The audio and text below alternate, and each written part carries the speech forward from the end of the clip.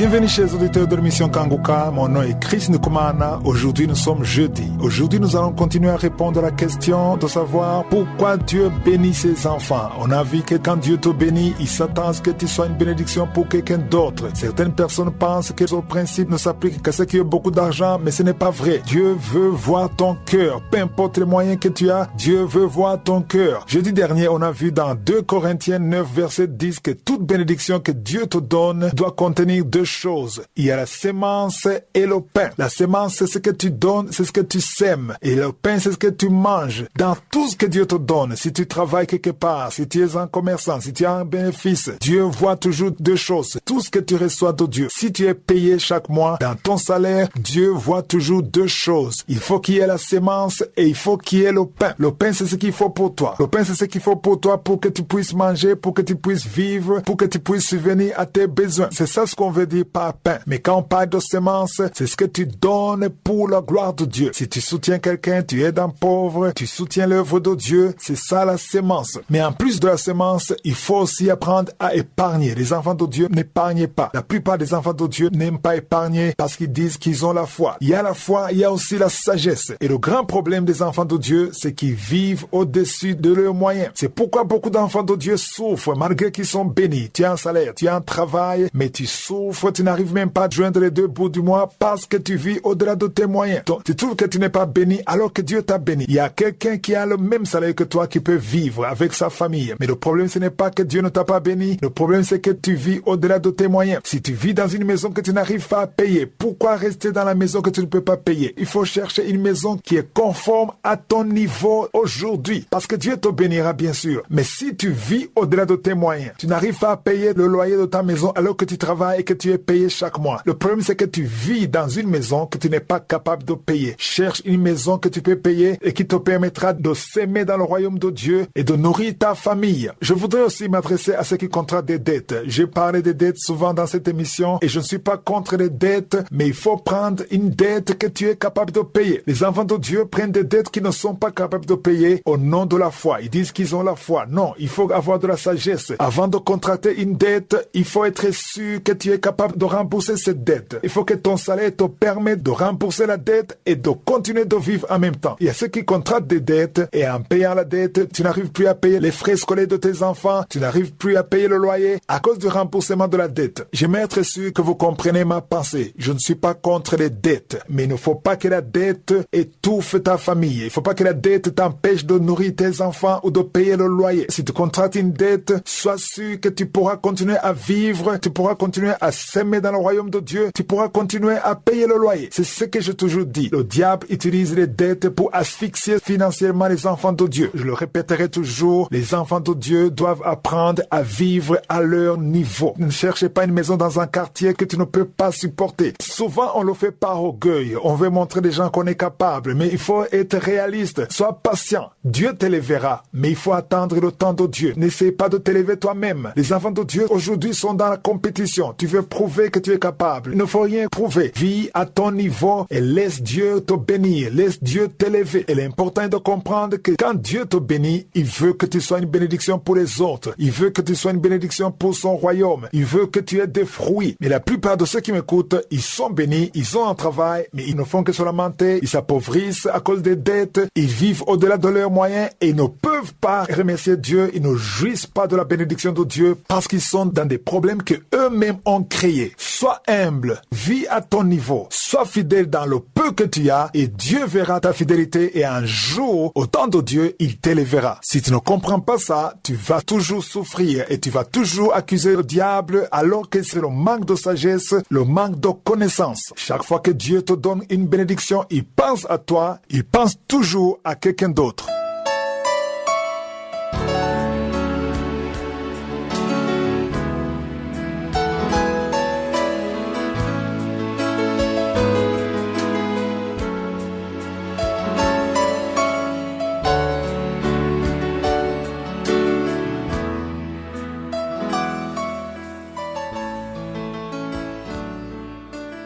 Nous sommes maintenant dans la deuxième partie de l'émission et nous allons continuer notre étude du livre des rois. Hier, j'ai terminé le chapitre 11 et je vous ai demandé de lire le chapitre 12 jusqu'à 16. On a donc vu que Salomon s'est éloigné de la voie de Dieu parce qu'il s'est marié avec des femmes étrangères et cela a causé de mauvaises conséquences. Je vous ai montré que Dieu a suscité des ennemis à Salomon et Salomon a eu beaucoup de problèmes après. Souvenez-vous que Dieu lui a dit qu'il ne sera pas remplacé par son fils, mais plutôt par son serviteur. C'est comme une humiliation que son serviteur puisse le remplacer au lieu de son fils. Mais j'ai beaucoup été touché par le fait que son châtiment a été réduit à cause de David. Ça devait nous enseigner quelque chose aujourd'hui dans le Nouveau Testament. Notre châtiment à nous qui sommes dans le Nouveau Testament a été réduit à cause de Jésus-Christ. Il y a une miséricorde que nous obtenons à cause de Jésus-Christ. Si Jésus n'avait pas été crucifié pour nous, personne ne serait écouté par Dieu. Nous sommes écoutés à cause de Jésus-Christ. Nous sommes appelés fils de Dieu. Nous sommes appelés enfants de Dieu à cause de Jésus-Christ. Parce que quand Dieu nous regarde, il nous regarde à travers le sang de Jésus. Le sang de Jésus nous couvre. Le sang de Jésus nous justifie. La parole de Dieu dit que Jésus intercède en notre faveur auprès de Dieu. Vous pouvez lire cela dans Hébreux 7, verset 25. Jésus est en train d'intercéder en notre faveur. Nous devons aussi comprendre que si tu obéis à Dieu, il bénira tes enfants. Tes enfants recevront la miséricorde de Dieu parce que tu as obéi à Dieu. Quand je lis cette phrase, à cause de David, Salomon a bénéficié de l'intégrité de son père David. Et quand je vois ça, mon désir est que quand je ne serai plus de son monde, quand je serai plus vivant, j'aimerais que mes enfants aussi puissent bénéficier de la grâce de Dieu à cause de moi, à cause de mes œuvres. Toi aussi qui m'écoutes, qui as des enfants, sois correct, sois intègre, bénis Dieu, sers le Seigneur et tes enfants pourront bénéficier de ton intégrité même quand tu ne seras pas vivant. Du point de vue spirituel, nous avons beaucoup de grâce auprès de Dieu grâce à ce que Jésus a fait. Jésus a été fidèle à Dieu, il a honoré Dieu, il a donné sa vie, il est mort et ressuscité et nous bénéficions de cela aujourd'hui. Vous entendez les témoignages des gens qui ont été guéris et cette guérison nous l'avons à cause de ce que Jésus a fait. La parole de Dieu dit que c'est par ses maîtrissures, c'est dans Isaïe 53, c'est par ses maîtrissures que nous sommes guéris, parce qu'il a été fouetté, parce qu'il a accepté d'être à la croix. Aujourd'hui, nous avons aussi la guérison. Nous bénéficions de la guérison physique parce que Jésus a été crucifié à la croix. S'il n'avait pas été crucifié, on n'aurait pas cette guérison aujourd'hui. Au chapitre 12, on nous parle d'un certain Roboam. Roboam, c'était le fils de Salomon qui lui avait succédé. Mais rappelez-vous que Dieu avait dit à Salomon que son successeur sera quelqu'un d'autre et que ce ne sera pas ton fils. Mais après la mort de Salomon, évidemment, Roboam qui était son fils est devenu roi naturellement, mais c'était pas ça que Dieu voulait. Mais si vous lisez le chapitre 12, vous verrez que le royaume a été divisé en deux. Qu'est-ce qui s'est passé? Dans le chapitre 12, on voit Jéroboam. C'était le serviteur de Salomon et c'est lui que Dieu avait parlé. Quand il a dit qu'il va donner le royaume à son serviteur, il parlait de Jéroboam. Si vous voulez savoir ce qui s'est passé, il faut lire le chapitre 12. Après la mort de Salomon, les Israélites sont allés voir Roboam, le fils de Salomon. Ils lui ont parlé de la dureté de son père et lui ont demandé de changer, d'être un peu plus flexible. Roboam leur a demandé de lui accorder quelques jours avant de leur répondre. Il est allé consulter les vieillards. On voit le verset 6. Le verset 6 dit que le roi Roboam consulta les vieillards qui avaient été auprès de Salomon, son père, pendant sa vie. Il a dit, que conseillez-vous de répondre à ce peuple? Il a consulté les vieillards. Les vieillards lui ont donné un bon conseil. Mais malheureusement, Roboam est allé aussi consulter les jeunes de son âge. Et les jeunes lui ont donné un mauvais conseil. Ils lui ont donné d'être dur, de s'imposer, d'être un dictateur en quelque sorte. Et malheureusement, Roboam a écouté le conseil des jeunes. C'est ça le problème. Il fallait plutôt écouter le conseil des plus sages. Et à cause de ce mauvais conseil, Israël se divisa en deux. 10 tribus se sont détachées de Roboam et Roboam est resté seulement avec Juda et Benjamin et Israël était divisé en deux. Et les 10 tribus ont formé un nouveau royaume au nord. Et Jéroboam a dirigé les 10 royaumes et Roboam est resté seulement avec 2 tribus, c'est-à-dire la tribu de Juda et Benjamin. Tout cela était l'accomplissement de la prophétie que Dieu avait donnée à Salomon. On en parlera demain si Dieu le veut. Passez une excellente journée.